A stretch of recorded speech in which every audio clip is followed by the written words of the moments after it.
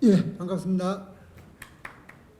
지금 2부 우리 토론 순서를 이제 시작하면서요. 먼저 그 주요 우리 출연진 소개를 먼저 올리겠습니다.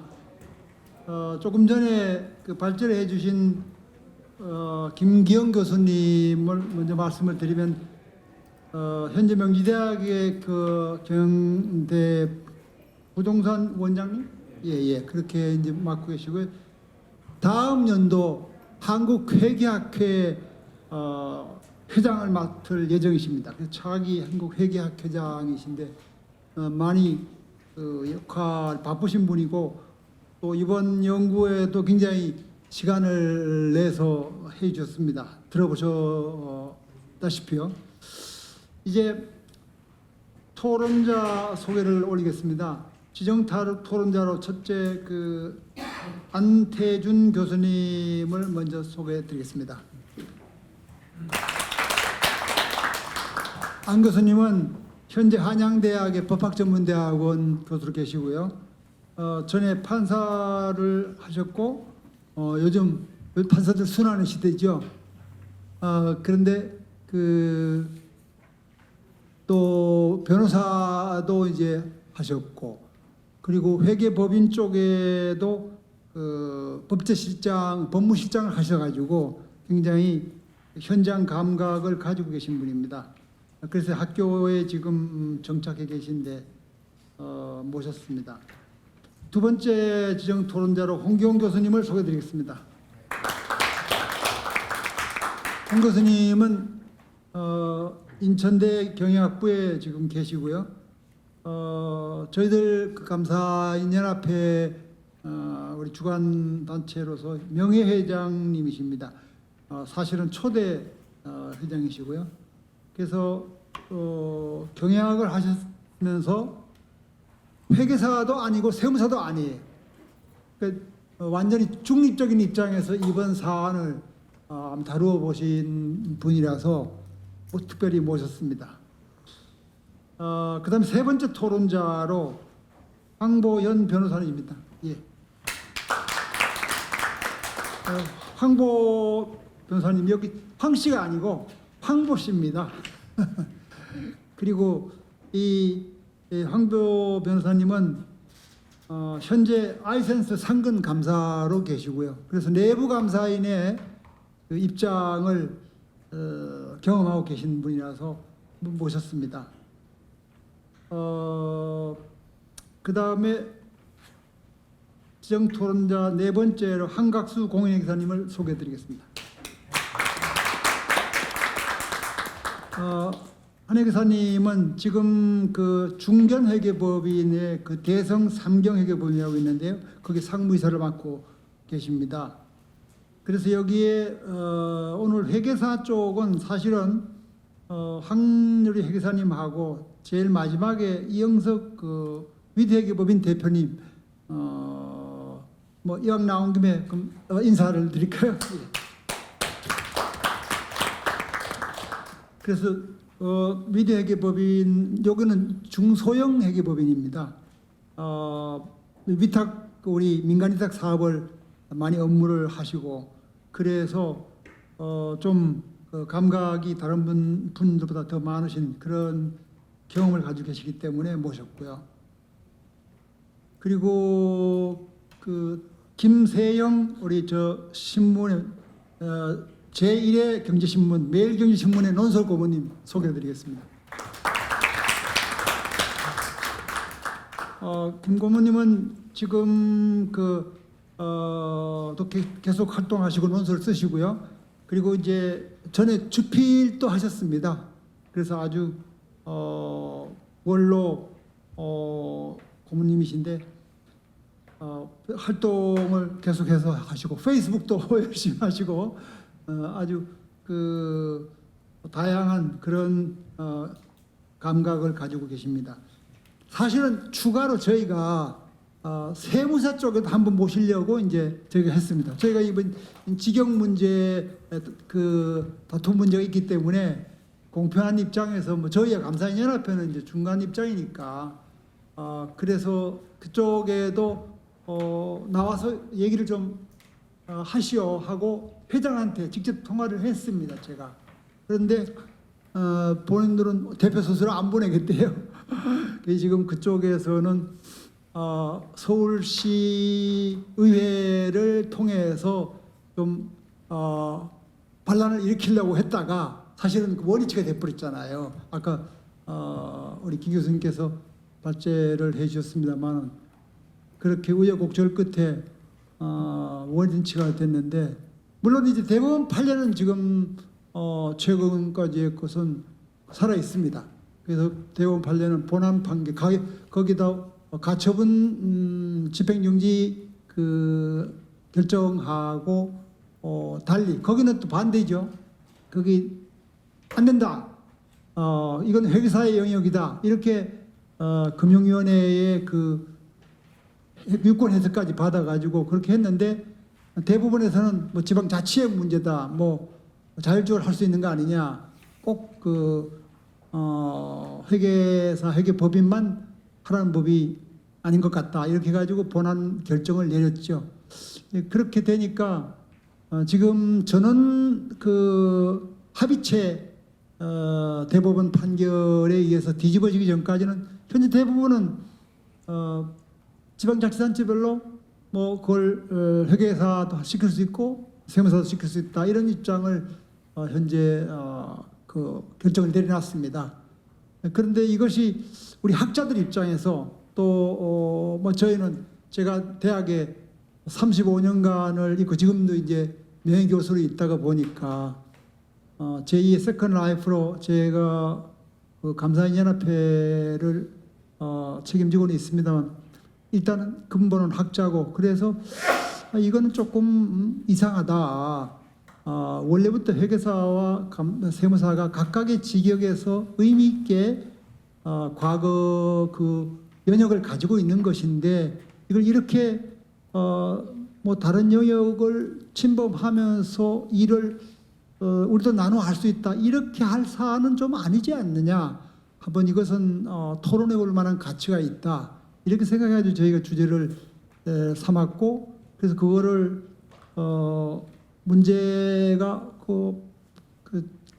된 지가 얼마 안 됐으니까 저희들이 짧은 기간이나마 한 3개월 가까이의 연구를 의뢰를 드렸습니다. 우리 김 교수님께. 그래서 그 연구를 하셨는데 김 교수님 입장에서는 또 나름대로 열심히 하셨으면 또 현직에 계시면서 바쁘시고 하다 보니까 그 데이터 분석이라든가 이런 것이 좀 충분히 못했던 측면도 있는 것 같습니다. 그건 이따 토론회에서 말씀들 해주실 걸로 생각을 하고요.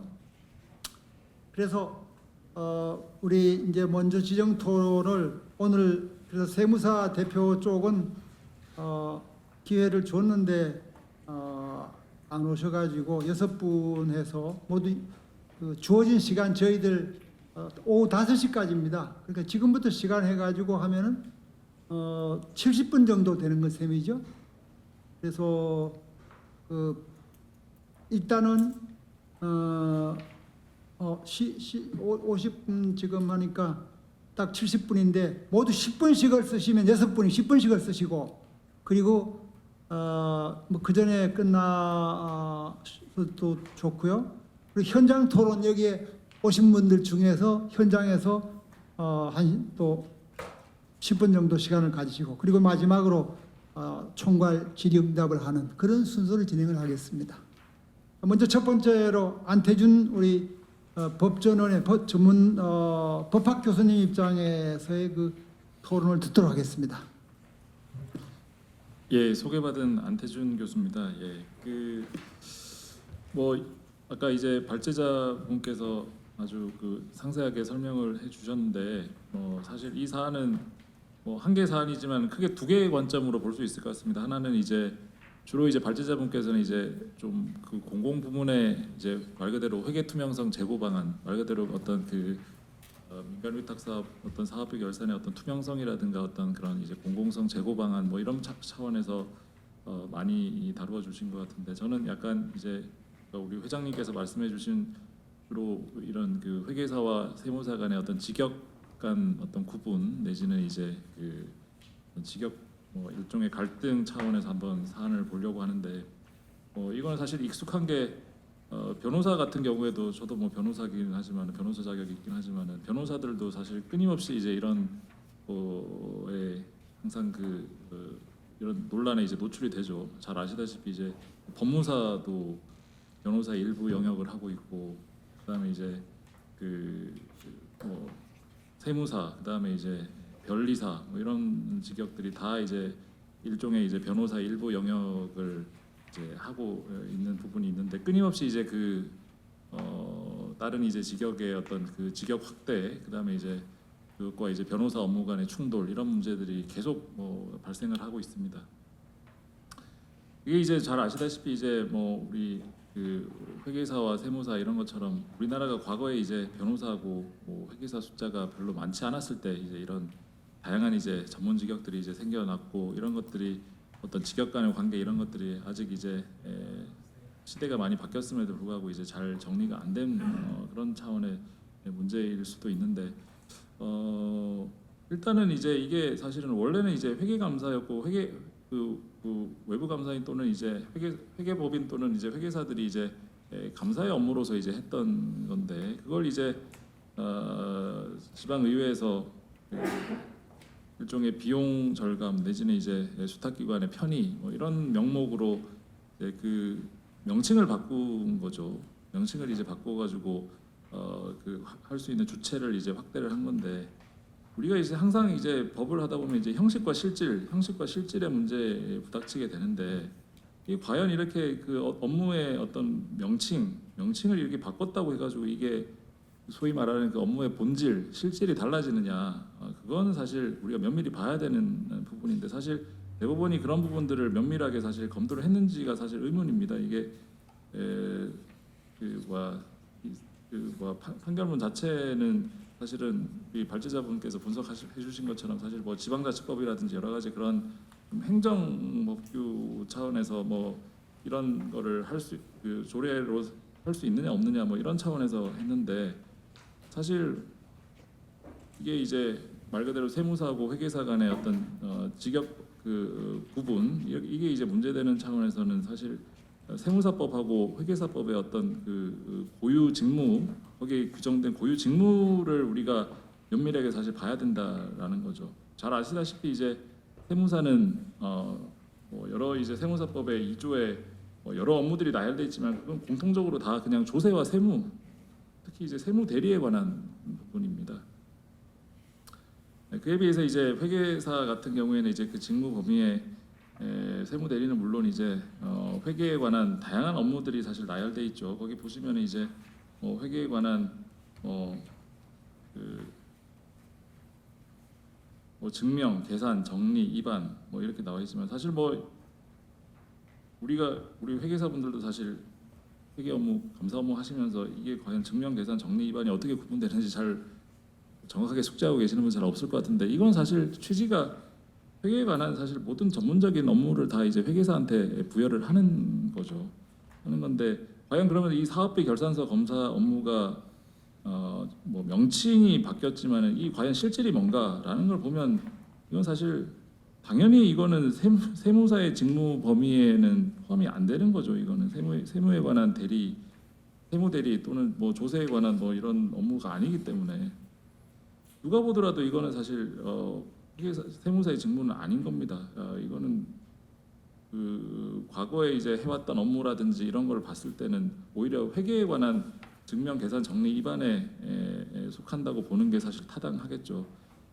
이런 이제 법률상의 전문가 직역의 어떤 명확한 업무 구분이 있음에도 불구하고 이거를 뭐 단순히 그냥 어떤 수탁기관의 편의, 그다음에 비용 절감 차원에서 이거를 그 구분을 무시하고 이걸 이제 회계사하고 세무사한테 다 부여할 수 있다라는 거는 사실은 조금 그 타당성에 대해서는 의문이 제기가 될 수밖에 없고요. 그래서 결과적으로는 뭐 최근에 이제 다시 이 조례가 제정이 돼서 다시 이제 원상복귀가 됐다고 하지만은 이런 이제 회장님께서도 말씀하셨지만은 이런 이제 직무 구분에 관한 대법원의 이런 뭐 소위 말하는 논리 이런 결론을 도출한 논리 이런 것들은 사실 좀 약간 재고의 필요가 비판의 여지가 사실 있는 거죠. 왜냐하면 또 다른 이런 비슷한 분쟁이 발생했을 때 또 이런 식으로 그냥 뭐 명칭만 이렇게 바꾸면은 그냥 말 그대로 회계에 관한 검사 증명 계산 정리 위반이 아닌 게 돼버리느냐 이런 우려가 생길 수 있기 때문에 그렇죠.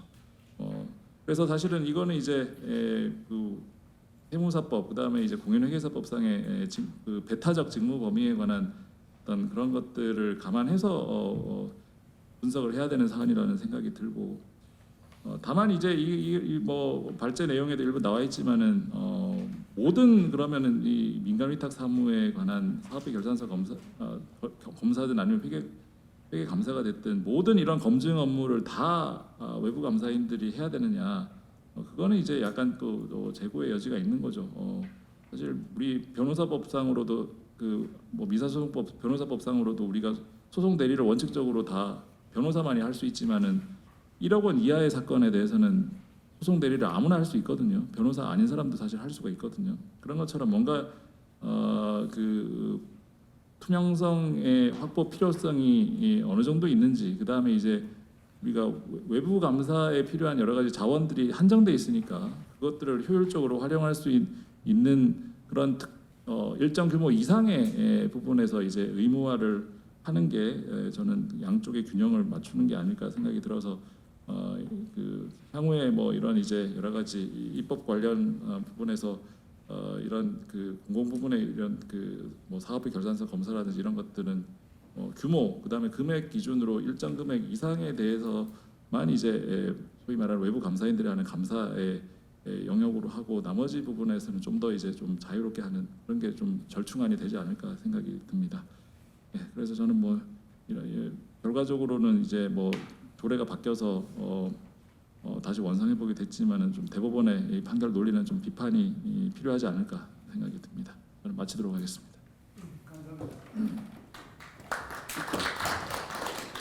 네, 법학자 입장에서 명쾌하게 정리해 주신 것 같습니다. 그러니까 안 교수님께서는 일단 이름을 바꿨다 하더라도 그 성격이 회계사의 영역에 속하는 것은 변함이 없는데 그거를 이 회계의 그 특성을 잘 모르는 이제 법관들이 앉아서 또 재판연구관이 뒤에서 받쳐줬겠죠. 거기에 그 사람들의 생각으로 해가지고 이거 뭐 검사는 사업비 결산서 검사는 뭐 약과로 그냥 이렇게 할 수 있는 것처럼 그렇게 하고 핑계를 이제 지자체의 그 자율성을 부여하고 그래서 시장에 침입해도 잠입해도 괜찮은 거 아니냐 이렇게 이제 결론을 냈다는 얘기이신 것 같습니다. 일단 그걸 금액적인 기준으로 해가지고 나누는 거는 몰라도 성격상으로는 엄연히 검사 감사에 별 다를 게 없다 이런 의견을 내신 것 같습니다. 대법원의 판결 내용에 대해서 요즘 다른 분야에서도 많이 논란이 있습니다만 학자들 입장에서는 제가 유명한 옛날에 노 교수로부터 들은 말이 대법관들 공부시켜야 된다고 그렇게 하면서 자기들 그 사람들 법은 잘 알지만 다른 분야 잘 모르니까 잘못 판단할 수도 있는 것인데 학자가 그런 지적을 안 해주면은 그 사람들 발전이 없다 그런 얘기를 저는 들은 적이 있습니다. 지금은 고인이 되셨는데 하여튼 그래서 우리 사회를 발전시켜야 되겠죠. 두 번째 토론자로 홍기용 교수님을 모시겠습니다. 예. 네, 인천대학교 홍기용 교수입니다. 저는 지금 이 토론문은 미리 제출한 건 한 1쪽 반 정도 됩니다만 제가 이걸 위해서 한 30여 페이지를 미리 작성해서 분석을 좀 해봤습니다. 각종 관련 자료도 보고 또 대법원 판례 원본도 이제 읽어보고 이렇게 조례도 읽어보고 이렇게 했는데 핵심이 뭔가 했더니 이런 그 민간 위탁에서 수탁기관이 회계 감사를 해야 하느냐 말아야 하느냐 이게 쟁점은 아니에요. 이거는 이제 우리가 필요에 의하면 일정한 범위 내에서 이제 이거를 규모나 여러 가지 따져서 더 감사를 뭐 그런 데는 하게 하거나 이제 이런 거는 우리가 앞으로 정해야 되는데 지금은 뭐가 됐냐 이슈는 세무사와 회계사와의 관계로 이렇게 이 문제가 돼버렸습니다. 결국은 직역 간의 문제입니다. 이 판결문에도 애매하게 이렇게 되어 있습니다.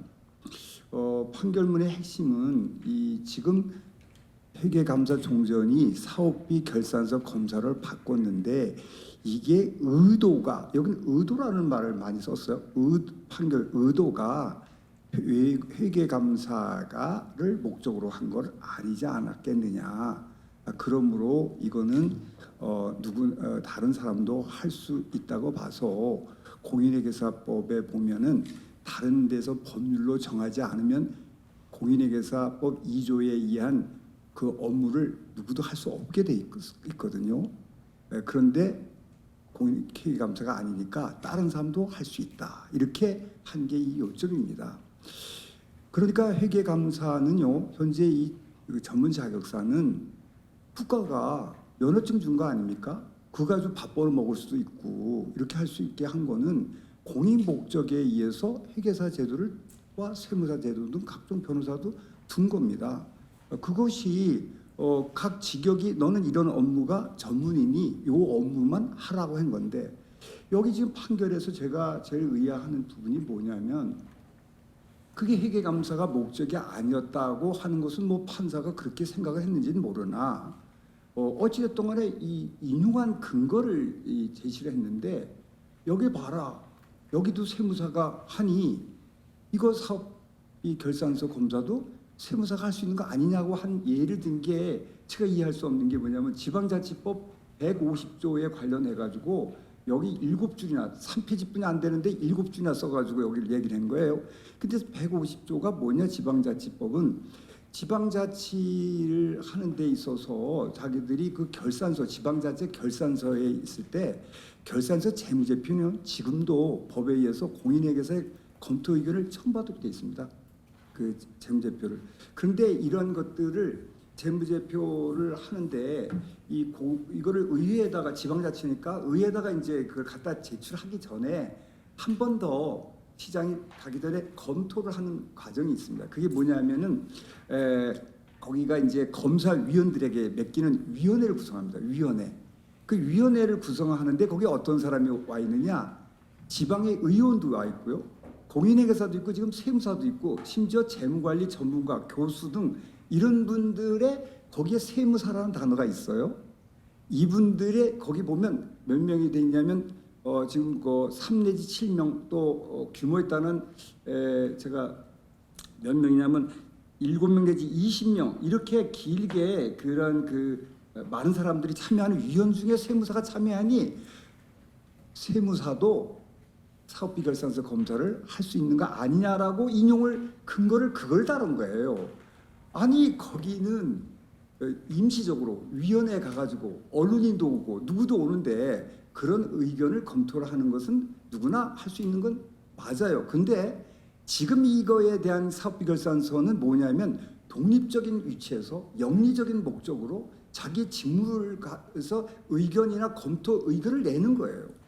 사업비 결산서 검사라는 게 그러면 돈을 받고 특별히 자기한테 직무와 잘한다고 하는 전무에게 맡긴 건데 지금까지는 회계사만 됐는데 세무사도 해야 된다 이렇게 했던 문제라서 이게 문제가 되는 거예요. 근데 그거를 검토위원과 검사인 여기 사업비 결산서 검사에는 검사인이라고 하고 지방자치법에서 7 내지 20명에는 검사위원이에요. 검사위원회 세무사가 참여하니 검사인으로서 세무사가 여기 결산서 검사에 참여도 된다고 여기다 판결문에다 쭉 써놓고 그 하나만 딱 놓고는 세무사도 괜찮다라고 한 거예요. 야, 그거는 아니지 않느냐라고 해서 제가 여러 가지 중에서 그걸 딱 집어서 제가 둘째에다가 집어넣은 이유가 그거다. 저도 뭐 그런데 위원회 여러 번 가는데 제가 지금 세무사 회계사 자격을 가지고 가서 돈 벌러 가면 되겠습니까? 회계감사 한다고 그러고 세무대리 한다고 하면 안 되는 거고요. 그건 누구나 시민들도 와서 할 수 있습니다. 검토는. 그런 검토위원회 세무사가 있다고 해서 하는 거는 좀 인용을 잘못한 거 아니겠냐 이렇게 보이고요. 그렇다면 그런 거에 의해서 근거로 판결문이 작성이 됐다면 그 판결문이 온전한 판결문일까에 대한 의구심이, 제가 뭐 감히 대법원 판결문에 대해서 뭐라 하기 입장은 되지만 의문점이 있다. 저는 그렇게 생각을 갖게 된 것입니다. 결국은 세무사법 2조에 우리 한 교수님도 말씀하셨습니다만 9개가 나열되는데 전부 항목마다 세무 아니면 조세가 다 써 있습니다. 회계장부도 세무 신고를 이유할 때 회계장부를 할 수 있는 것이지 그냥 막 회계장부를 대리해서 작성할 수 있는 게 아닙니다. 그건 불법이에요. 제가 보는 거는요. 그래서 그러면 회계장부나 회계계산은 누가 하느냐? 현재 돈을 받고 독립적인 입장에서 하는 건 회계감사인인데, 감사인으로서 공인회계사인데, 공인회계사법에 또 뭐라고 돼 있느냐? 다른 법률에서 정하면 다른 데는 할 수 있다는 거예요. 다른 법률이라고 그랬지 다른 법령이라고 그러지 않았어요. 다른 법률이라는 말에서 그 법률이 공인회계사법에서 다른 법률을 썼을 때 그거는 같은 대등한 입장에서의 진짜 법률로 봐야 된다고 저는 봐서, 다른 법률에서 할 수 있게 정해놨냐? 조례는 그게 아니거든요. 조례가 법률은 아니래요. 법률의 위계, 법의 체계 위계 아닌데 거기다가 그냥 막 공인회계사 할 수 있는 일을 막 만들어서 회계감사 할 수 있다고 얘기를 한다고 그러면 그게 불법 아니겠느냐? 저는 그래서 그것도 따지질 않은 거예요. 여기서요. 판례에서. 아니 그러면은 그런 거에 보면 뭐라고 돼 있냐? 이 사람 뭐라고 돼 있냐?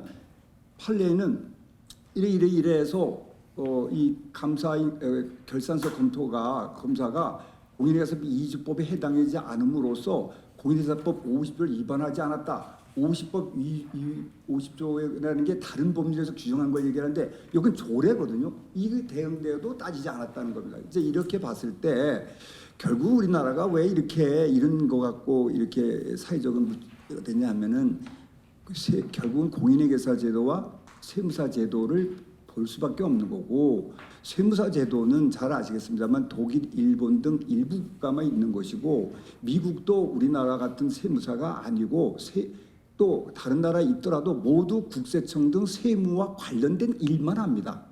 그렇게 되어 있다고 봤을 때 그 이외의 일을 더 하려고 하는 생각을 갖게 되면 이거는 이제 직역 간의 문제를 이제 일으킬 수밖에 없고, 그렇다면 공인회계사는 우리 전 세계가 거의 다 갖고 있는 각 나라 갖고 있는 제도라고 본다면, 제가 거기다가 이제 뭐라고 했냐?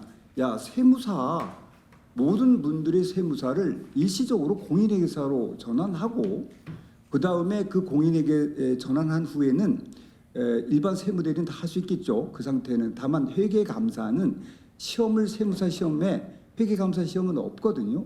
그런 전문 인증을 받은 바 없으므로 특별 시험이나 특별 실무를 통해서 검증을 거치면 온전한 회계사로서 바꿔주는 것이 우리나라의 여러 가지 미래를 봤을 때도 더 좋다고 저는 생각을 해서, 제가 무려 그 2012년도에 곧 말씀드리는 거는 그 당시에 이 세무사 회장님이 그 선거에 나오시면서 공약의 4번째 줄에 공인회계사와 통화 뭐 이런 단어도 쓰신 적이 있었습니다. 그래서 제가 공인회계사회에다 얘기하고, 그때 제가 납세자 연합 회장이었는데 그 다음에 회계사 임원하고 연락을 해가지고 양쪽 임원 2명씩 나와서 회의를 열은 적이 있습니다. 주선을 했고, 그래서 공인회계사에서는 기본적으로 저한테 말씀드린 거는 그렇게 한다면 제가 아까 그 말씀대로 동의 쪽으로 갈 수도 있다는 여지를 저한테 주셨고, 그리고 이제 세무사는 잘 닿았다가 마지막에 가서 여러 이유로 이게 조금 안 된 점이 있습니다. 저는 미래의 발전을 위해서 지금같이 이런 일들은 앞으로 계속해서 나올 것으로 봤을 때에 세무사 제도를 글로벌 기준에 맞게 바꿔주는 것이 우리 납세자들의 납세 권익도 올라가고 쓸데없는 납세 관련된 비용들의 증가를 줄이고 국가적으로도 오히려 더 도움이 된다고 봐서 세무사 제도와 회계사 제도를 통합하는 이런 것을 제의하고자 합니다. 지금 띵띵 그래서 10분 됐다고 나와서 여기서 맺도록 그렇게 하겠습니다. 감사합니다. 예, 감사합니다. 지금 홍기영 교수님은 일단 되게 논리가 한편으로 안 교수님 조금 전에 하신 그 토론하고 맥을 같이를 하는 측면이 있고요. 법적으로 봤을 때 문제가 있다. 그리고 구체적으로는 그 검사위원으로 참여하고 있는 전문가로서의 그 세무사 검사위원하고 그리고 검사인으로서의 그 하는 거하고는 그거는 구별을 해야 된다. 이제 그런 얘기를 하셨고 그리고 나아가서 조금 넓게 보면은 국제적으로 역시 그 글로벌 자격은 요즘 글로벌 시대니까 회계사 CPA 아니냐. 그러니까 오히려 한국에서 이렇게 피곤하게 지역간 다툼으로 이렇게 비춰진 것은 국민들한테도 안 좋고 그 본인들 세무사들에게도 좀 시야를 넓히게 하는 의미에서 회계사 자격을 다 통합해서 주자. 다만 그 회계 감사에 관한 문제는 이제 이런 분들을 얘기하시는 분 계세요. 회계학을 세무사 시험에도 회계학 과목이 있다. 그러니까 회계사처럼 못할 게 뭐냐 그러는데 사실은 회계학을 저희가 뭐 평생을 회계학을 가지고 먹고 제가 교수 생활을 했습니다만 지금은 명예교수가 한데요. 회계학 속에 회계감사가 따로 있습니다. 그러니까 회계감사라는 과목은 그쪽에서는 다루질 않았어요.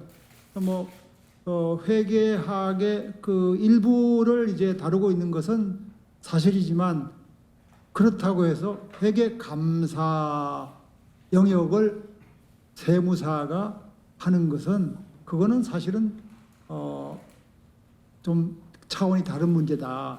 오히려 통합을 해서 그냥 회계사로 지금 예외적으로 이제 그 세무사 제도를 두고 있는 나라가 일본의 세리사 제도, 독일의 경우 그 스토이어 그쪽에만 있고 대부분이 전부 다 회계사입니다. 뭐 중국도 회계사고 그래서 이 회계사 쪽으로 통합을 제안해 주셨어요. 그것도 또 그 업계에서 과거의 경력을 얘기해 주셨습니다만 회계사 회에서 문을 열고 사실은 그 세무사들 통합하자는 그런 그 과거의 회장 선거에 있었답니다. 그런 걸로 치면은 지금도 그 입장은 회계사 회에서도 열려 있는 것 같아요. 그러니까 뭐 세무사하고 맨날 뭐 이렇게 밖으로 싸움하는 것처럼 이렇게 보이지 말고 그냥 회계사 자격을 다 주겠다. 하면 당신들 회계사 역할을 안 할 수도 있고 세무대리 그대로 하고 할 수도 있고 만약에 회계사를 하고자 하면은 회계감사라는 과목을 별도로 해가지고 연수를 받아서 그다음에 소정의 시험을 치고 이렇게 해야 되겠죠. 그런 거를 한다면은 줄 수도 있다. 여기 대해서 젊은 세무사들은 그 당시에 굉장히 환영했다는 걸로 알고 있어요. 근데 그거를 이제 반대하는 사람들이 누구냐?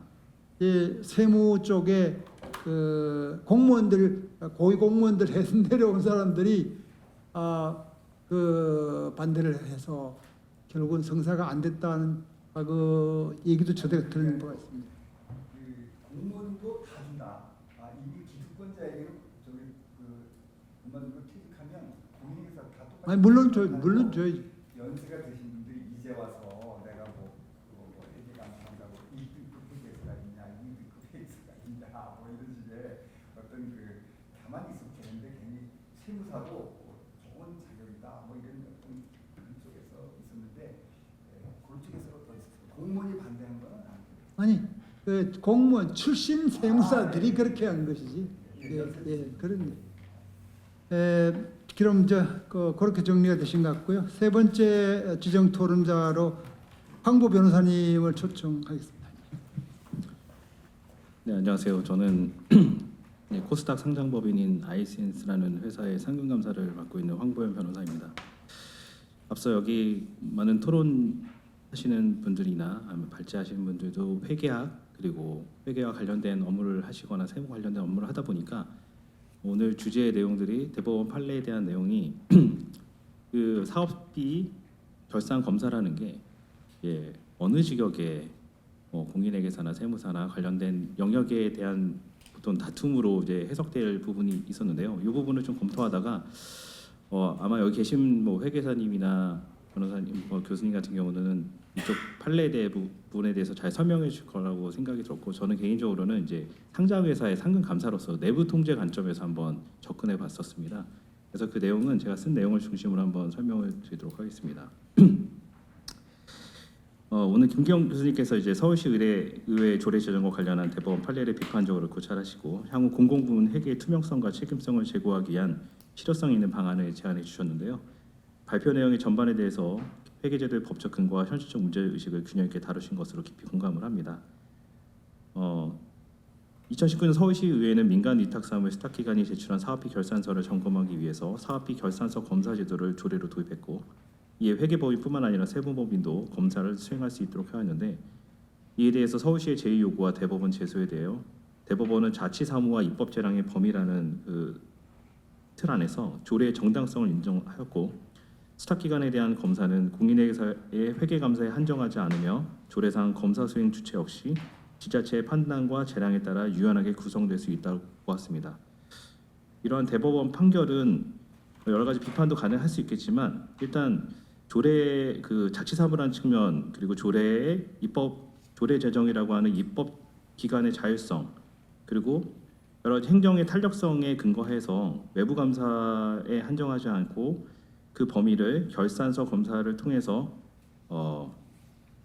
그 확대한 것으로 보이고, 그 내용 안에는 회계 검증의 실효성 확보와 회계 투명성 제고라는 관점을 만약에 좀 더 깊이 있게 관심을 보인다면, 사실 대법원 판결은 공공기관에 있어서 어떤 그 공인회계사 그 세무법인 간의 관계라기보다는 어떻게 하면 공공기관이 가지고 있는 사업비 결산서라든가 정부 보조금을 회계 투명성 제고라는 관점에서 근본적인 보완을 어떻게 할 것인가를 저는 한번 고민해봤고, 그 부분은 상장회사의 내부 감사인으로서 경험한 내부 통제 시스템 관점에서 의견을 드리겠습니다.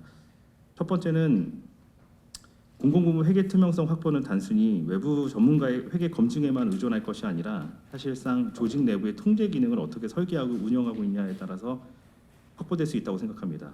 상장회사도 회계 처리의 정확성과 신뢰성 확보를 위해서 내부회계 관리 제도라는 것을 저희가 도입했고, 또한 내부회계 관리 제도가 도입하는 동시에 내부 감사 부서가 이를 지속적으로 점검합니다. 이제 내부 통제 시스템은 재무 보고의 신뢰성에서 핵심인데요. 공공 부문에 있어서도 외부 검증도 중요하지만 자체 감사 기능, 내부 통제 시스템에 대한 전문성과 독립성을 확보하기 위해서 조직 내 책임을 명확히 하고 내부 통제 절차를 제도화하는 것이 필요하다고 생각이 됩니다. 예컨대 민간 위탁 사업의 회계 처리에 대해서 수탁기관의 자율적인 회계 관리 능력을 향상시킬 수 있는 방법, 위탁기관인 지자체 내부에 이를 감독하고 검증할 수 있는 내부 감사 조직을 좀 강화하는 방향이 좀 검토되어야 할 것이라고 생각됩니다. 두 번째는 민간 위탁 사업의 회계 결산 검증이 실질적인 투명성 확보로 이어지기 위해서는 회계 감사, 외부 감사도 중요하지만 위험 기반의 내부 통제 설계와 사업 모니터링 체계를 정립하는 것이 중요합니다. 상장회사 내부 감사할 때는 회계 처리뿐만 아니라 전반적인 업무 절차에 내재된 리스크를 식별합니다. 그리고 이를 사전에 예방하거나 조정할 수 있는 절차 중심의 검토가 이루어집니다. 그래서 공공부문도 회계 결산 단계의 오류를 지적하는 사후 점검 방식보다는 사전 승인 절차, 책임 기록, 분장의 명확화 등 내부 통제 사전 예방적 기능을 강화해야 할 시점이라고 생각됩니다. 그래서 민간 위탁 사업도 회계 처리 방식이나 비용 산정 기준에 대한 가이드라인을 표준화하고, 이에 대해서 이행 여부를 점검할 수 있는 내부 회계 관리 제도를 설계하면 외부 감사나 검사의 의존도를 줄이면서 투명성을 충분히 확보할 수 있을 거라고 생각이 듭니다. 세 번째로 회계 결산의 외부 검증 방식이 지금 전문성 논란에 많이 초점이 되고 있는데, 그보다도 검증 체계의 객관성이나 독립성, 연속성 확보가 핵심이라고 생각합니다.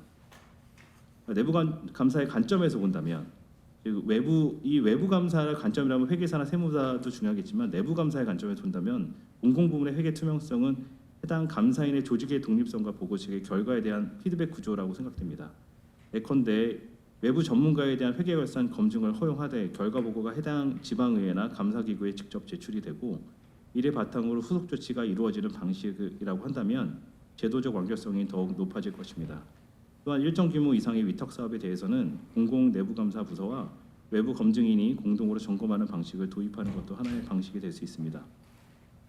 결론적으로 공공부문의 회계 투명성을 높이기 위해 외부 감사 형식이나 주체도 중요하지만 내부 통제 체계의 설계와 운영이 얼마나 체계적이고 실효적인 것을 중심에 두고 논의가 이루어져야 한다고 생각합니다. 민간과 공공의 구분을 넘어 회계 정보의 신뢰성을 확보하는 가장 근본적인 수단이 내부 통제이고 이를 위한 법적 제도적 기반을 강화하는 것이 향후 중요한 과제가 될 것입니다. 그래서 저는 전반적으로 내부 통제 관련 시스템에 대해서 검토를 했습니다. 이상으로 토론 마치겠습니다. 감사합니다. 예, 감사합니다. 지금 황보 변호사님께서는 그 초점을 우리 이슈가 되어진 그런 대법원에서의 그 회계 검증의 문제, 사업비 결산서 검사하고 회계 감사 이쪽에 그 이슈를 맞추기보다는 이제 좀 더 넓은 관점에서 내부 통제 전반에 관한 좀 설계 구축 운영이 체계적으로 좀 되어져야 되는 거 아니냐, 그쪽으로 강조를 하신 것 같아요. 네, 그렇습니다. 예, 그 내부 통제 넓은 광역, 넓은 측면 그런 거 우리 학교에서 뭐 많이 논의가 되고 최근에 이제 회계감사까지도 내부 통제 내부의 관리 제도의 감사, 그죠? 네. 거기까지도 지금 얘기가 진행이 좀 되고 있는 측면이 있죠. 추가적으로 제가 한 가지만 더 말씀을 예. 드리면요. 저도 이제 공인회계사법을 공부를 하고 그리고 연구를 좀 했었는데 그 대법원에서 이번 판결을 내리면서 사실 그 공인회계사법 2조의 직무 범위에 그 아까 홍기영 교수님도 말씀하셨던 회계 감사 그리고 회계에 대한 증명 여기 그 내용들이 있는데 이 2조가 회계에 관한 감사, 감정, 증명, 계산, 정리, 입안 또는 법인 설립 등에 관한 회계라는 게 회계 감사인이 이제 공인회계사 직무범인데요. 이 내용이 사실 회계 감사가 무엇이냐, 회계 감정이 무엇이냐, 증명이 무엇이냐라는 게 명확한 데피니션이 사실 더 필요합니다. 그런데 이번에 사업비 결산서 검증이라고 이제 표현을 해버리기 시작하면은 단순히 용어의 문제라고도 볼 수 있지만 일반적으로 생각하는 공인회계사 스스로도 회계 감사와 검증과 사업비 결산 검증이 회계 감사냐라는 것을 법조인들에게 쉽게 설명하기가 쉽지가 않습니다. 그렇다고 한다면 공인회계사법 2조의 회계 감사 증명이 무엇인가가 명확하게 사실은 스스로 증명이 뭔지가 알려져야 되는데요. 그렇지 않다 보니까 아마 유사하게도 다음 비슷한 상황들이 계속 벌어질 거라고 생각이 듭니다. 그래서 공인회계사법상 2조의 그 의미를 명확히 하는 것이 대법원 판례에 있었으면 좋았겠다라는 좀 아쉬움이 좀 있습니다. 예, 청원을 회계사법의 그 미비점도 좀 보완해야 될 방향도 제시해 주신 것 같습니다. 자, 그럼 그 다음에 토론자로 준비되신 대승 3경의 그 한각수 상무님께 부탁드리겠습니다. 네, 안녕하십니까. 대성삼경회계법인 한각수 회계사입니다. 이 자리에는 제가 회계 감사를 하고 공공기관에 대한 업무를 하고 정산 업무를 하고 그런 공공기관에 대한 감사 업무를 하는 이제 실무 담당 책임 이렇게 파트너의 입장으로서 이제 참여해서 그런 의견 저희가 하는 의견들을 좀 드리고자 합니다. 그래서 우선은 뭐 여기 많이 참석해 주신 존경하는 내외 귀빈들 많이 계시고 오늘 앞에서 설명 잘해 주시고 뒤에서 또 설명해 주실 많은 전문가분들이 계셔서 너무 우선 감사의 인사를 드리고요. 오늘 이 토론회가 단순하게 이제 하나의 판결을 어떻게 평가하자라는 이런 평가의 개념보다는 우리 사회가 이제 직면한 이제 중요한 거버넌스의 문제인 거잖아요. 즉 국민이 납부한 세금인데 이 세금이 집행되는 공공 영역에서의 어느 정도의 적정성으로 확보하고 나갈 것이냐에 대한 문제에 대해서 이런 회계 투명성 확보의 수준과 위치를 설정하는 데에 대한 논의를 하는 장이라고 생각하고 있습니다. 기본적으로 공공 부분의 회계라는 거는 단순히 우리가 알고 있는 일반 회계랑 다르게 단순한 장부 작성의 문제는 벗어납니다. 그래서 이제 정부와 국민 사이에서 신뢰를 좀 공고히 하고자 하는 목적에서의 회계이고, 그래서 신뢰성에 대한 책임이 결국은 그거를 하고 있는 국가, 지방자치단체, 그리고 우리는 감사 업무를 하고 있는 우리 감사 전문가들한테 이런 결과들이 모두 귀속이 되기 때문에 그런 귀속된 결과들을 잘 정리하고 책임지기 위해서라도 아까 말씀하셨던 황보 변호사님 말씀하셨던 것처럼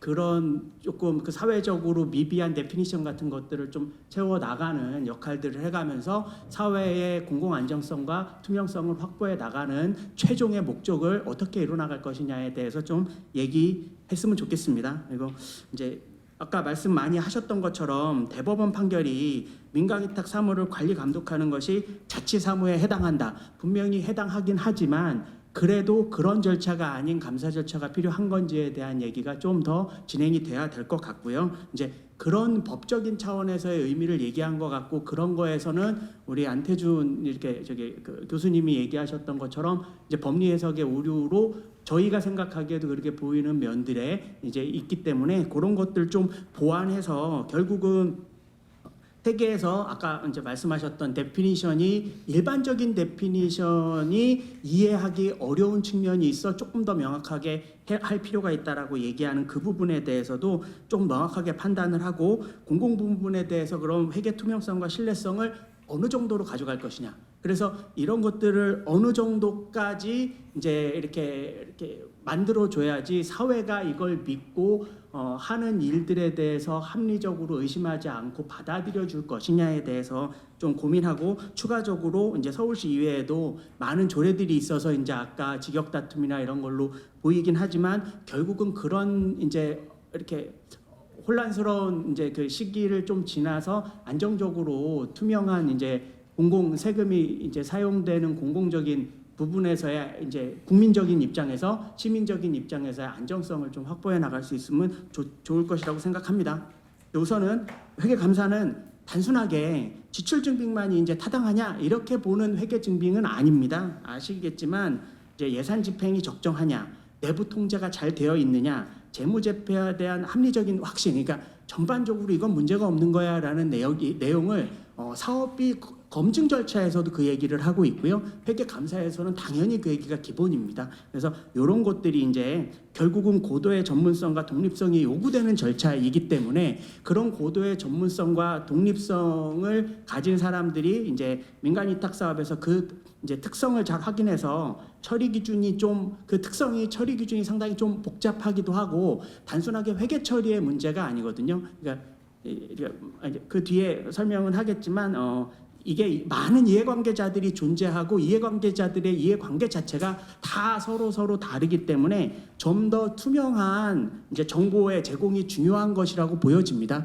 그래야지 이제 떳떳하게 투표를 하고 투표에 대한 결과에 대해서 돈이 사용된 거에 대해서 이제 확신하고 저희가 뭐 이제 믿고 이제 세정을 펼쳐 나갈 수 있을 거라고 생각을 하기 때문에, 그래서 좀 더 검사 수준이 아닌 감사 절차로 인해서 좀 더 안정성과 신뢰성이 확보되어야 된다라고 생각하는 게 저희 생각이고요.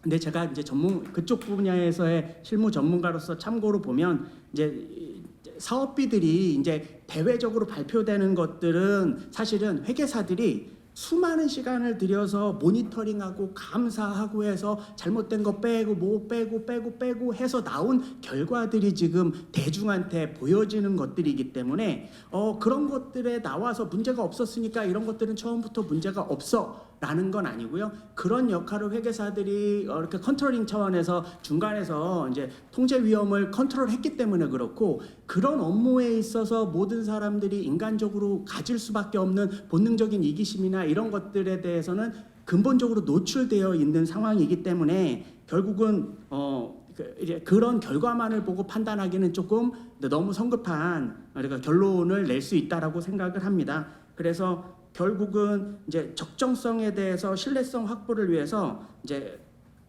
감사 등 인증의 과정은 충분히 필요한데 이제 아까 얘기했던 것처럼 정말 그것조차 필요 없는 수준이 어디인지에 대해서 조금 생각해야 될 부분은 있지 않을까라고 생각을 하고 있습니다. 따라서 이제 이런 판결로 처음에 얘기가 진행은 되었긴 한데 이런 제도적 혼란을 단순히 이제 직역 갈등에서 바라보는 것도 있겠지만 아래와 같은 상황에서 이제 단순히 세무 신고냐 뭐 회계냐 감사냐에 대한 얘기보다는 어쨌든 공공적인 측면에서의 이제 확인 검증에 대한 수준이 어느 정도 돼야 되는 것이냐에 대한 일반적인 이제 그렇게 합의나 이런 것들이 중요하다고 생각합니다. 이제 이미 발제자분께서 너무 답변을 많이 잘 해 놓으셔서 제가 하는 게 그냥 거의 뭐 비슷한 얘기에 이렇게 중복으로 보여질 수 있는데요. 그래도 말씀을 드리면 공공부문 회계감사에서 이런 법률적 정의를 좀 명확하게 할 필요가 있다라는 걸 제 말을 조금 더 구체적으로 해주신 분이 이제 황보 변호사님이셨고요. 두 번째 이제 지방자치법, 지방재정법,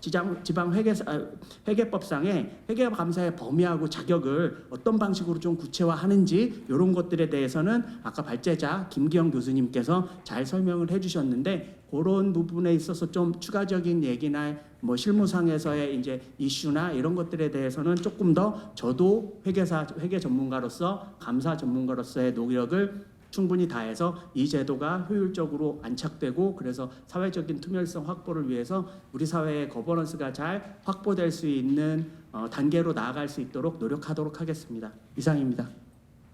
감사합니다. 지금 황보 우리 한각수 상무님께서는 회계 실무를 경험하신 입장에서 감사하고 검사하고의 개념 차이도 좀 분명하게 하는 게 좋겠다 이제 그런 말씀을 하셨습니다. 자, 그 다음에 언론기관에서 오신 김세영 논설 고문님 토론을 들어보도록 하겠습니다.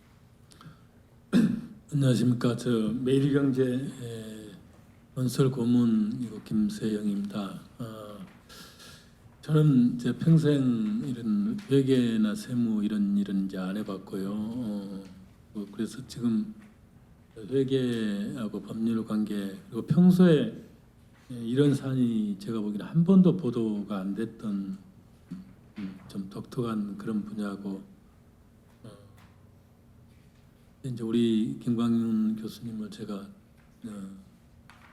언론사에서는 그 회계를 다루는 게 증권부입니다. 그래서 제가 증권부장일 때 이제 좀 웬 인연으로 아무것도 모르는 저보고 이제 나오라고 그래서 제가 이 발표하고 좀 느낀 이제 언론에서 평가한다 그럴까 그런 느낌으로 이제 본다면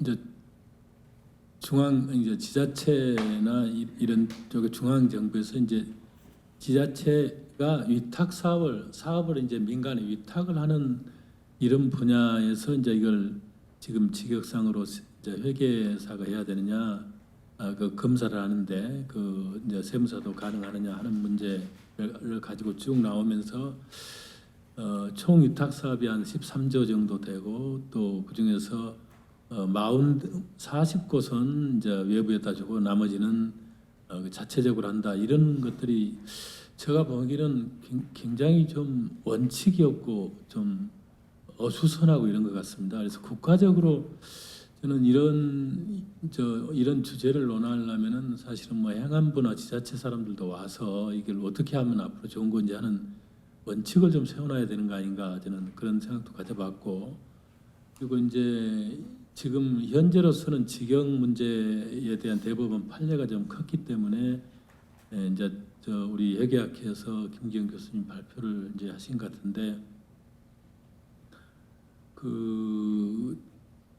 이 대법원 판례 하나로 가지고 조금 부족하다면 저는 뭐 대법원도 여러 차례 재판하다 보면 조금 또 변하기도 하거든요. 그래서 그런 부분도 필요하다면 제가 앞으로 이 직영 문제가 계속 문제가 된다면 저는 한 번 더 명확한 판결을 받아본 것도 좋겠다. 저는 합의체.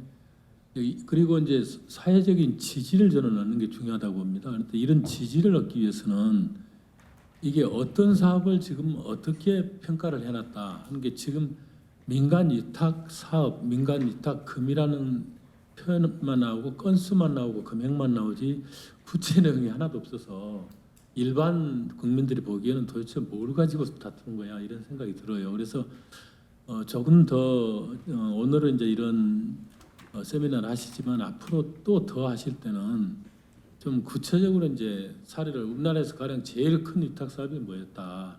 그래서 지금 이걸 민간으로 해서 CPA가 했는데 이런 부분이 쭉 있었고 가령 어떤 데는 회계사 부분이 했는데 이 부분이 있었고 좀 비교를 좀 해본다랄지.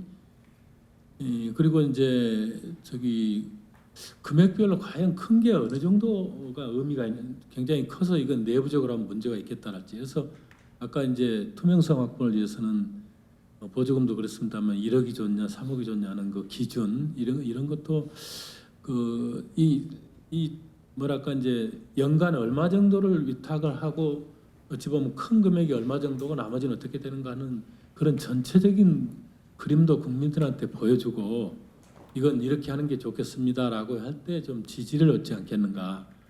그래서 얼마 정도 이상은 CPA가 해야 되겠구나. 그래서 앞으로 후속 연구를 조금 해 주셔가지고 그렇게 나온다면 이제 가령 때에 따라서는 언론이 기사를 쓴다 하더라도 이거 명확히 이러겠구나. 그리고 나중에 혹시 대법원이나 이런 데서 추가적으로 이런 소송이 일어난다 하더라도 조금 더 편하지 않겠나 저는 그런 생각을 좀 해봤습니다. 그리고 이제 그 가버넌스에서 어떤 제도를 항상 만들 때는 늘 보면은 다른 나라는 어떻게 하는가도 좀 많이들 보거든요. 언론도 보면 이제 늘 잘하는 데가 가령 미국이 잘한다, OECD 어느 국가 잘한다 그러면 그걸 한번 비교를 해보는데 그래서 그걸 비교하는 데는 꼭 저쪽에서 엄청난 고민을 해서 이렇게 했을 거다. 그래서 이제 그 시간도 세이브하면서 그래서 저도 우리나라도 그런 연구가 조금 좀 쌓여 있으면 좋겠다 그런 생각도 좀 해봤습니다. 그리고 이제 여기를 오늘이 이제 직영 문제하고 저는 우리 김기영 교수님이 투명성 문제도 많이 이제 투명성 문제 때문에 얼마 이상은 외부 감사를 받아야 된다, 얼마 이상은 자체 내도해야 된다 이제 그런 말씀하셨는데 한 10년 정도 연구를 통해서 그러면 투명성이 없어서 얼마나 사고가 났고 누가 얼마나 해먹었느니 그런 데이터도 조금 이렇게 연구를 해서 좀 쌓아서 같이 발표를 해주시면 앞으로 이 직영 문제까지 감안해서 어디서 어떻게 하면 좋겠구나. 아까 보조금도 같은 범주로 말씀드리고 싶습니다. 저는 이제 언론인으로서 전체적인 어떤 관전평이랄까 이런 전문 지식이 없어서 이렇게 이제 말씀을 드리고요. 감사합니다. 예, 감사합니다. 우리 언론에 계시면서 사실은 하시는 말씀이 가장 우리 중립적이시고 사회 전체를 보시는 그런 넓은 안목을 이제 가지고 계시기 때문에 초청을 해서 좀 말씀을 듣고 싶었고요. 잘 모르신다 하면서도 구체적인 숫자는 가장 많이 하신 것 같아요, 그죠? 어떤 말씀 잘 들었습니다. 보완해야 될 그런 보다 더 심층적인 그런 연구를 부탁을 해 주셨고요. 다음번에 그건 더 발전을 시키도록 하겠습니다. 예.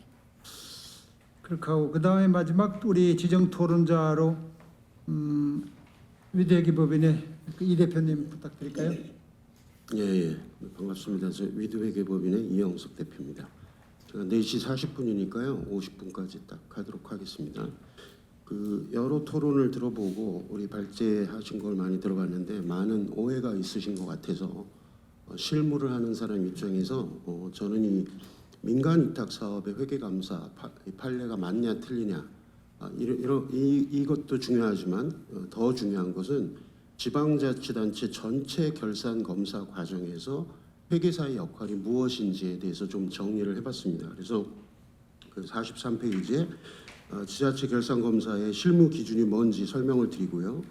그다음에 1단계로 민간 위탁 사업에 이 회계 감사를 받지 않는다면 어떤 문제가 지자체 전체에서 생기는지, 2단계에서 공인회계사의 검토가 어떻게 누락이 될 수 있는 건지, 3단계에서 결산 검사 과정에서 무슨 문제가 생겨서 지방의회의 승인에 어떤 문제가 되는지, 결론적으로는 지방자치단체의 주민들한테, 이해관계자들한테 어떤 문제가 생기는지를 좀 인증이 없는 경우의 시각으로 풀어봤습니다. 그리고 마지막으로 공인회계사 검토의 개선 방안에 대해서 말씀드리도록 하겠습니다. 44페이지인데요. 우리나라 대한민국 법령은 세무사님들께 회계감사의 권한을 주고 있지 않습니다. 인증의 권한을 주고 있지 않습니다. 세무사님들은 세무 대리를 하는 것이고요. 공인회계사들은 인증을 하는 것이고, 변호사님들은 소송을 하는 것입니다. 이것을 좀 분명하게 하고 이 토론을 좀 했으면 좋겠는데요. 따라서 이 지방자치단체 전체 결산검사의 실무 기준은 지방회계법에서 두 가지의 행정안전부 훈령이 나와 있는데, 이 두 가지 훈령이 이 지방자치단체의 결산검사를 총괄하고 있습니다. 그래서 훈령 372호의 지방자치단체 결산 통합 기준이라고 하는 것이 전체 지자체의 결산검사의 가이드라인입니다. 여기서 세부적으로 어떻게 결산감사를 하라고 행정안전부에서 훈령으로 매년 가이드를 주고 있습니다. 따라서 지자체는 이대로 하여야 하는 것이죠. 그런데 지방자치단체는 잘 아시다시피 현금주의입니다. 예산과 결산 회계가 세입세출 회계, 현금주의에 의한 세입세출 결산이 보다도 중요한 것이거든요. 그러나 그것을 이해관계자들이 이해하기 위해서는 재무제표로 전환하는 과정이 필요한데, 그 전환의 과정을 어떻게 하라고 하는 것을 행정안전부 훈령 267호에서 지방자치단체 복식부기 및 재무회계 운영 규정에 맡겨놓고 있습니다. 자, 요것을 쫓아가 보면요, 그 44페이지 하단과 같은 그림이 나오는데, 이렇게 서울시가 됐든 구미시가 됐든 경기도가 됐든 모든 지방자치단체는 이원화된 결산 구조를 가지고 있는데요. 이 사업 담당자들이 자기들이 사업한 거에 세입과 세출이 있으면 그걸 행정 시스템에 입력합니다. 여기서 입력을 할 때 민간 위탁 사업이 회계 감사를 받지 않은 숫자가 들어오면 그걸 그대로 세입과 세출을 입력을 하게 돼 있습니다.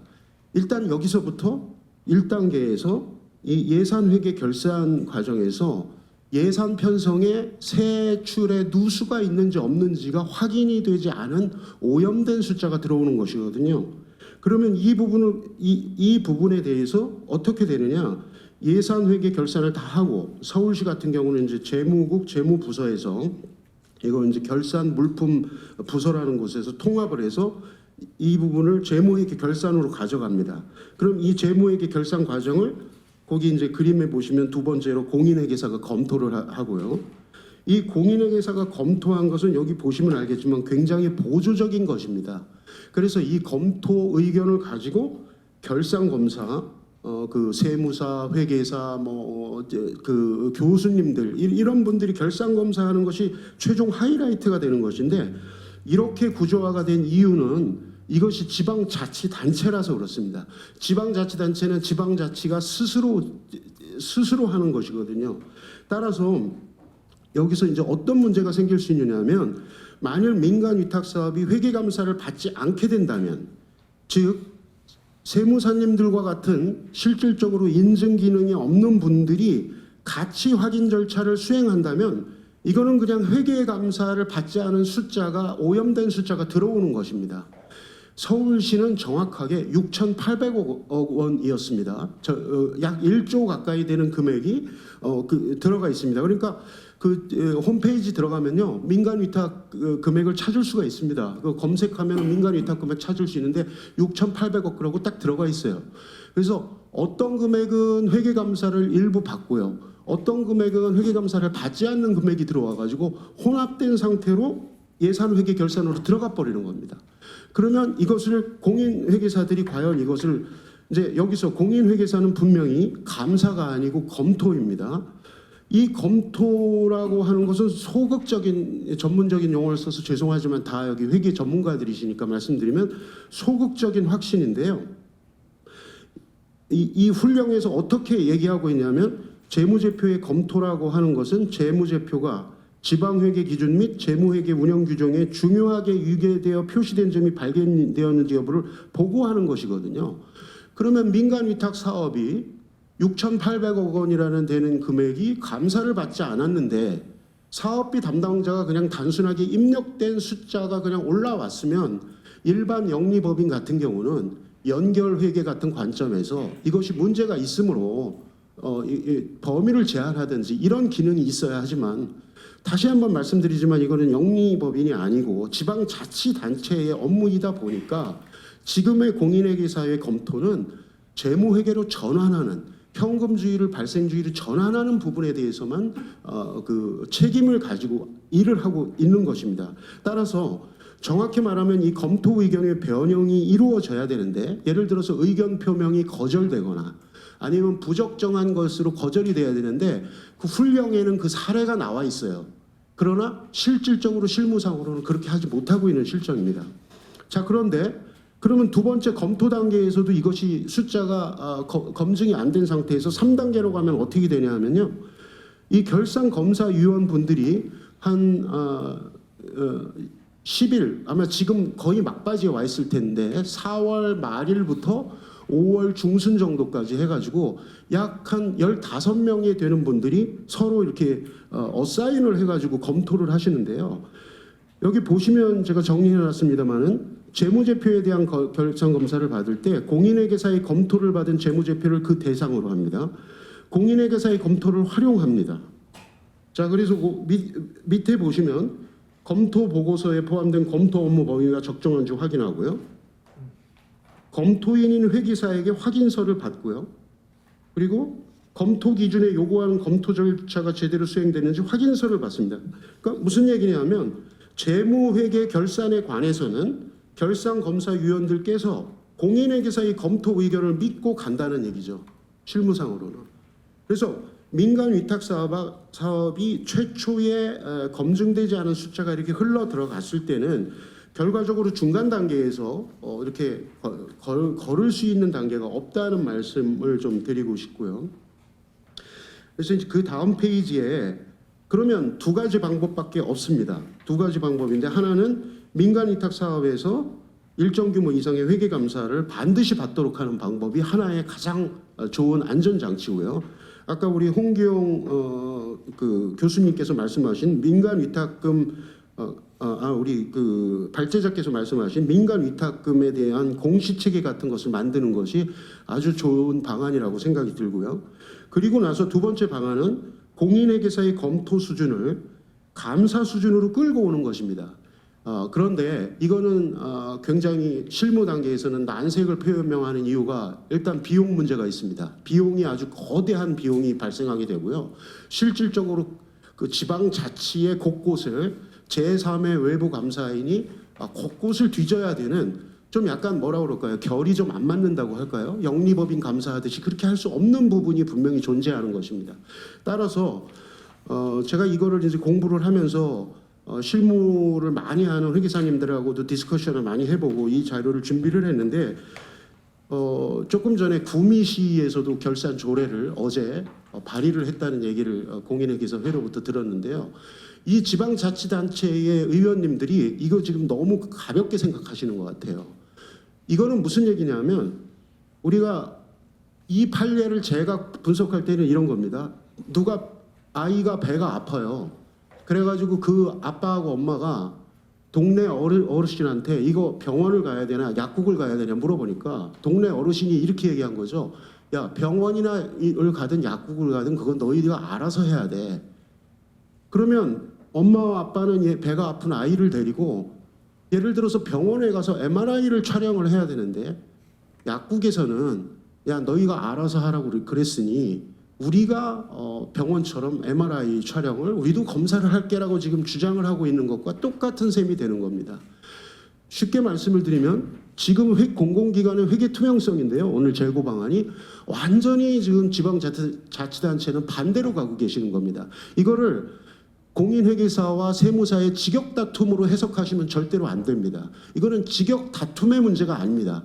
지방자치단체가 제3자의 인증을 받지 않는 방향으로 지금 간다는데 가장 큰 문제가 있는 겁니다.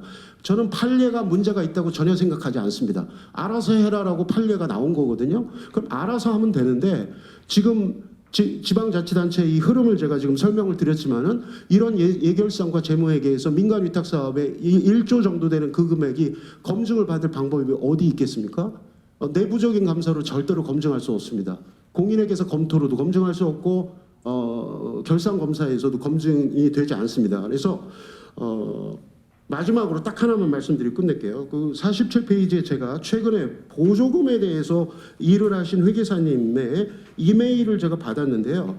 4일간 일을 하시고 요청자료 리스트를 엑셀 서식을 4개를 작성을 했고요. 거기 숫자를 86건, 39건, 176건, 87건 그래서 총 약 한 200몇 건의 트랜잭션 거래 건수를 검토를 하셨는데 건당 제가 비용을 계산을 해보니까 건당 3,000원이 되지 않는 금액을 가지고 일을 하셨어요. 근데 세무사 단체가 주장하는 것은 경쟁을 통해서 품질을 높일 수 있고 비용을 낮출 수 있다고 그러는데 한 거래를 3,000원인 거로 지금 일을 하고 있는데 이거를 비용을 더 낮춰가지고 어떻게 하자는 것인지 절대로 보조금 같은 경우도 그런 식으로 접근을 하면 이거 되지 않습니다. 보조금은 중요성 원칙이라는 게 없습니다. 그래서 일반 회계감사처럼 트랜잭션 중에 일부를 생략할 수 없어요. 전부 다 100개면 100건, 200건이면 200건을 전부 다 검증을 다 해야 됩니다. 굉장히 지난한 일인데 무조건적으로 이렇게 보수를 낮춰야 될 수 있고 경쟁에서 깎아야 된다 이런 무책임한 논리를 피는 것은 제가 볼 때는 이 공공기관 회계 투명성에 마이너스 효과가 될 수 있다. 이렇게 제 의견 말씀드리겠습니다. 이상입니다. 수고하셨고요. 자, 지금 이제 지정토론 6분의 의견을 들어보셨어요. 예정 시간 한 6분 정도 남았는데 시간이 좀 많이 경과됐습니다. 그 플로어에 계신 분들 한두 분 의견 있으시면 마저 받아가지고 합쳐서 우리 발제자분께 포괄적으로 답변을 듣도록 그렇게 시간을 좀 줄여보겠습니다. 혹시 여성분 먼저 하실래요? 하세요. 드리고 그다음 두 번째 드리겠습니다. 예. 감사합니다. 안녕하십니까, 이영숙 회계사입니다. 우리 김세영 논설 고문님께서 이렇게 구체적 사례를 좀 대서 이렇게 나오면 더 좋지 않았겠느냐 이렇게 말씀하셨고, 또 안태준 교수님도 그 위탁금에 대한 규모에 따라서 그 검증 순위를 좀 맞추는 게 어떻겠냐라는 말씀을 하셨습니다.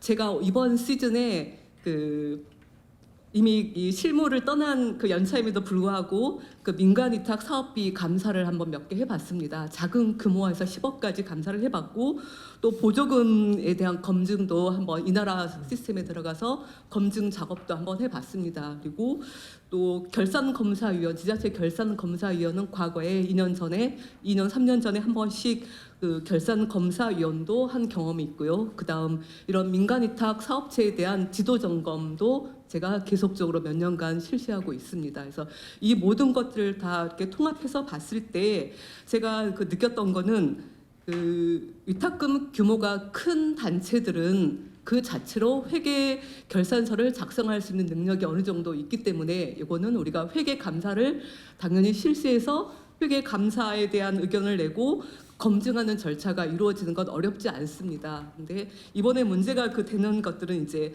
작은 그런 그 민간위탁 업체들이 그 회계 감사인을 구하기도 어렵다, 뭐 회계 감사까지 받아야 되느냐 이런 여러 가지 문제점을 제시하고, 타 전문 직역인 세무사업계에서는 그런 부분들은 우리 세무사업에서도 쉽게 할 수 있다라고 말씀을 하시는데, 실제로 제가 그렇게 3억, 뭐 2억, 5억, 10억 받는 업체 그런 위탁 기관들을 감사를 했을 때 오히려 위탁금이 작은 그 규모의 그 민간 위탁 기관들은 이 결산서 작성 능력조차도 부족합니다. 그래서 오히려 그들이 작성하는 결산서를 제가 감사를 할 때 오히려 시간이 더 오래 걸렸거든요.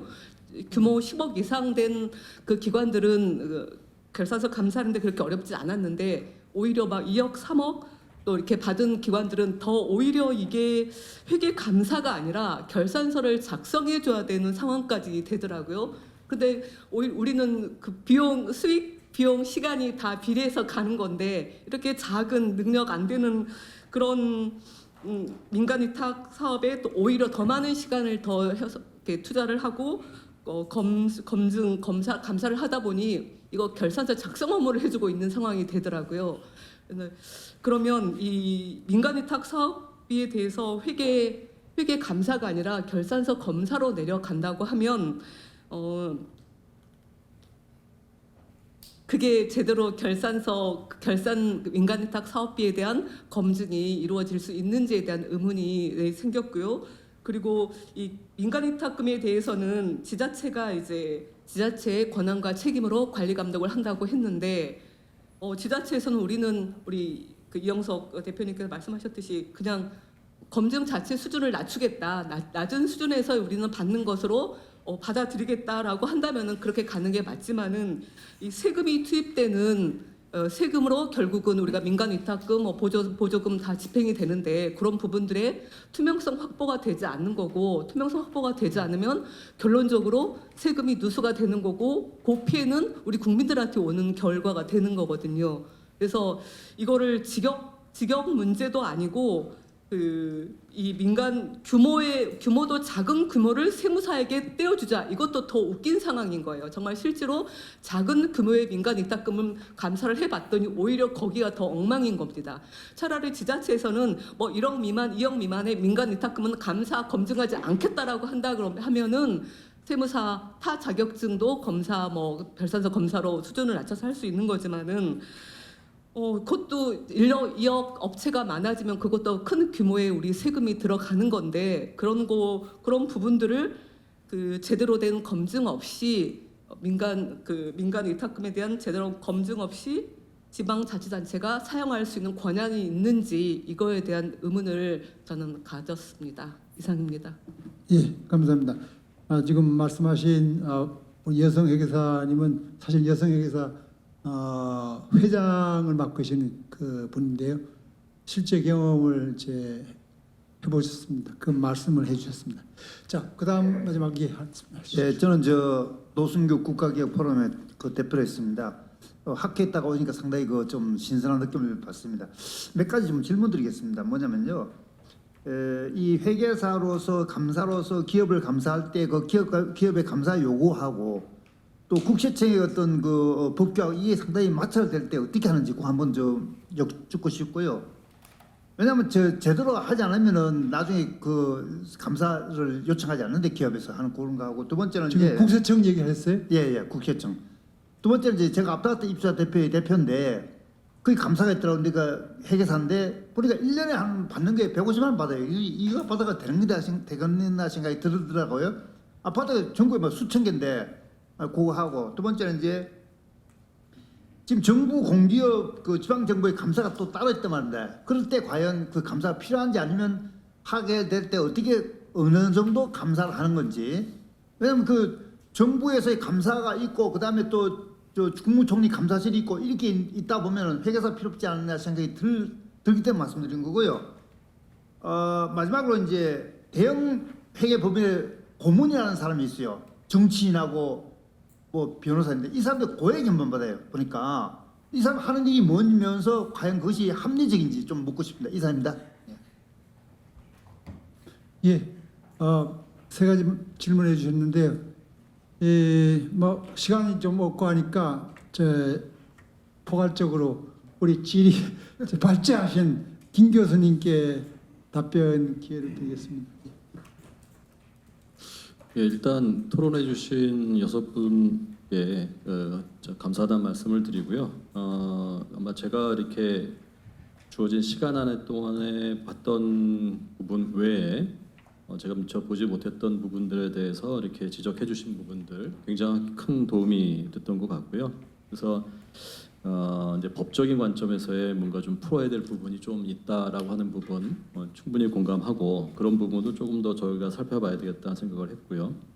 그다음에 이제 저도 이걸 보면서 사실 실무적으로 이게 과연 아까 제가 발표할 때 그 사업별 정산 보고서 검증을 할 때도 과연 회계 감사 수준까지 가는 것이 결산서에 대해서 그러니까 재무제표에 대한 어떤 사업자에 대한 재무제표 감사하는 부분, 외부 감사하는 거는 뭐 쉽게 이해가 되는데 그 사업별 결산서에 대한 그 검증을 과연 회계 감사 수준으로 가는 것이 실무적으로 이것이 의견 표명하는 것이 가능한가? 그래서 그런 부분에 대해서 아마 그런 것 때문에 현행 법령상으로는 정산 보고서에 대한 감사 의견 표명하고 있지 않은 것은 아닌가. 여러 가지 저도 보는 과정에 굉장한 그 좀 의문들은 있었는데 또 실무에서 오신 토론해주신 분들께서는 제가 좀 보니까 굉장히 저도 많이 이해가 됐고 그런 측면에서는 이 종합적으로 봤을 때 또 아까 그 외국 사례나 이런 것들도 좀 살펴보면 좋지 않겠냐 하는 부분이 말씀해 주셨는데 충분히 공감을 하고요. 그래서 미국이나 뭐 일본이나 몇 군데 좀 개략적으로 살펴보다가 뭐 발표에 넣을까 생각을 했습니다만 좀 그 미진한 부분이 있어서 그 부분은 좀 생략을 했던 부분이 있는데 아무튼 앞으로 이 부분에 대한 것이 어떤 지금 오늘 이 토론에 그치지 않고 결국은 궁극적으로는 그 공공재정, 국가 재정에 대한 회계 투명성이라고 하는 부분을 놓고 보자면 정말 많은 부분을 연구해야 되고 또 정리하고 그렇게 제시를 해야 앞으로 법령 개정이 됐든 어떤 형태가 됐든 간에 더 나은 사회로 갈 수 있는 초석이 될 거라고 믿습니다. 그래서 오늘 토론해 주신 분들에 대해서는 뭐 개별적으로 하나하나 다 답변 드리고 의견 드리는 것보다는 총괄적으로 이렇게 말씀을 드리는 게 좋겠다는 생각이 들고 다시 한번 감사에 대한 말씀을 드립니다. 그리고 마지막 토론 자에서 질문해 주신 분에 대해서는 저희 지금 오늘 토론한 민간 위탁금이나 국고 보조금에 대한 투명성을 향상시키는 부분하고는 조금 제가 좀 미처 질문 주신 요지는 좀 적절하게 답변을 드릴 수 있는 내용은 아닌 것 같습니다. 그래서 예를 들면 회계법인의 고문의 뭐 역할이 어떠냐 이런 것들은 지금 오늘 이 토론의 주제하고는 조금 맞지 않는 것 같아서 그런 개별적으로 좀 어떤 궁금하신 사항을 관련된 분에게 여쭤보시는 게 좀 낫지 않을까. 제가 좀 답변 드릴 수 있는 사항은 아니었다는 것 같다는 말씀을 드립니다. 이상입니다. 감사합니다. 그 시간 제약도 있고 해서 이제 마무리를 해야 될 것 같은데요. 다만 우리 모임 발제와 토론을 통해서 와서 조금 제가 이제 두 가지만 제안을 하려고 합니다. 하나는 회계사분들이 이번에 일하는 걸 직역의 다툼 문제로 이렇게 진행을 시키는 걸 보면서 느끼는 게 논리가 조금 저는 부족한 측면이 있다. 감사하고 검사하고 사실은 따지고 보면 다 그것이 베리피케이션인데 그거를 대법원의 그 엉성한 판결에 아까도 우리 판사 안 교수님도 말씀을 하셨습니다만은 그 잘못된 판결인데 그걸 자꾸 거기에 의존해 가지고 이거 그 사업비 결산서 검사로 해서 좀 약화된 그런 그 수준의 것이라면은 뭐 세무사도 좀 시킬 수 있지 않냐. 주례 뭐 지방자치단체 조례로 해가지고 자율성 있게 뭐 이렇게 나가면은 오히려 경쟁 시장이 넓어지고 뭐 국민들의 그 비용도 절감되고 뭐 이런 식으로 이제 그거를 말려드는 것 같아요. 아니 결산서 검사도 사실은 그것이 인증의 수준이잖아요. 그러니까 그거는 말을 뭘로 붙이든 간에 뭐 공인회사 법에 열거되어지지 못한 그거를 딱 그냥 허점을 잡아가지고 거기 검사란 말이 없으니까 검사란 말을 가지고서 이제 쓴 것인데 그것은 법리적으로 좀 회계사 법을 보완해야 되는 문제고 이거는 크게 봐서 우리 지금 언론에서 오셨으니까 좀 보면 그것이 감사든 검사든 사실은 그게 뭐 하는 것이냐. 그것은 장부 작성을 대리해 주는 게 아니고 그거는 검증하는 것이거든요.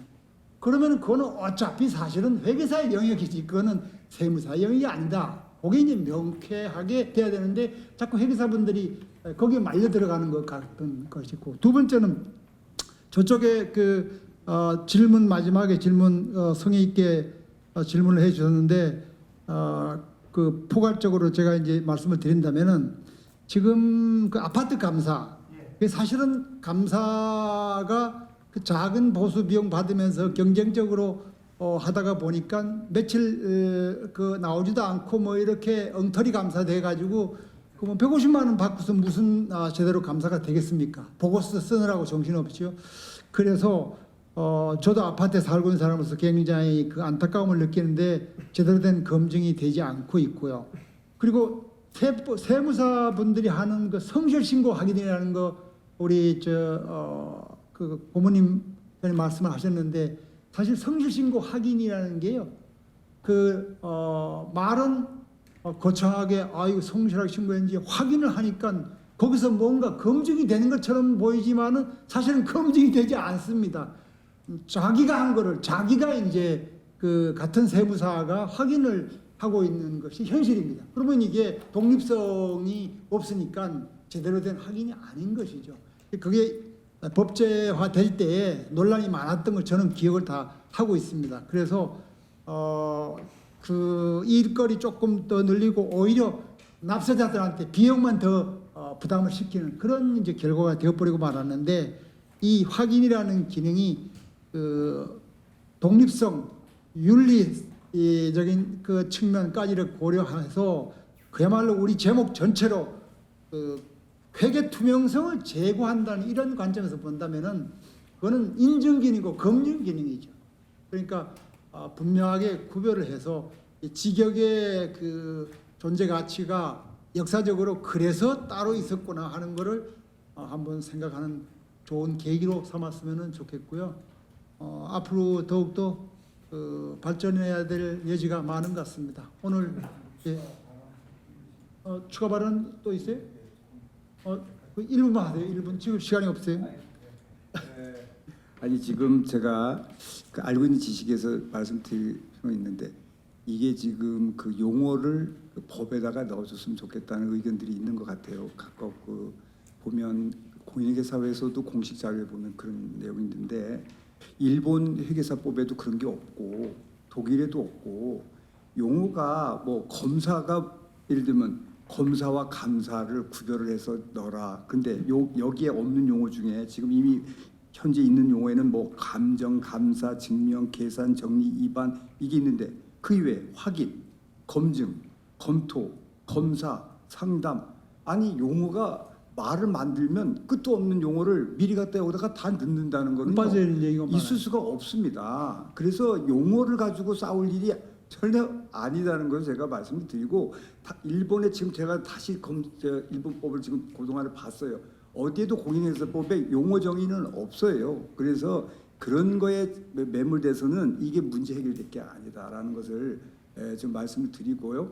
다만 세무사는 세무사법에 의해서 일을 하는 거고 회계사는 회계사법에 의해서 일을 한다는 것이 이 중요하고 이것 때문에 지금 문제가 일어나는 거에 대한 인식의 차이를 잘 구별할 필요가 있지 않냐. 그다음에 뭐 아까 일정 규모 이상을 회계 감사를 할 거냐 안 할 거냐 그 수탁기관에 대한 거는 별도의 정책적 판단이지 오늘의 그 판결에는 그거가 없습니다. 판결 내용에 그걸 한 게 아니에요. 따라서 제가 조금 좀 드린 걸 첨부하겠습니다. 그렇죠. 추가 보완 말씀하시는데 사실은 회계 감사를 저는 대학에서 강의를 쭉 해왔습니다. 그런 입장에서 보면은 이 얘기를 더 붙이고 싶어요. 감사에 우리가 풀 오디만 감사가 아니고 거기에 그 어그리드 어펀 프로시저라고 하는 게 있습니다. AUP라고 이제 약칭하는데 그거는 바로 이 위탁 감사 민간 위탁 사업 같은 경우는 바로 그런 그 동의된 절차, 합의된 절차에 의해서 감사를 하고 있는 거거든요. 감사의 분류에 여러 가지가 있는데 그거를 이제 세무사의 검사위원으로서 이제 경험을 조금 가지고 있다고 그거는 나도 밑에 거는 할 수 있어. 그래서 그 부분은 끼겠다 이렇게 이제 접근을 해 오는데 저는 감사의 그 수준별로 여러 가지의 다양한 유형이 있는 걸 모르고서 그렇게 이제 들어오는 것 같아요. 자, 뭐 시간이 제한이 돼서 그러면은 이상으로 해가지고 오늘 심층적인 이 발제와 토론을 해주신 분들께 감사의 박수를 드릴까요?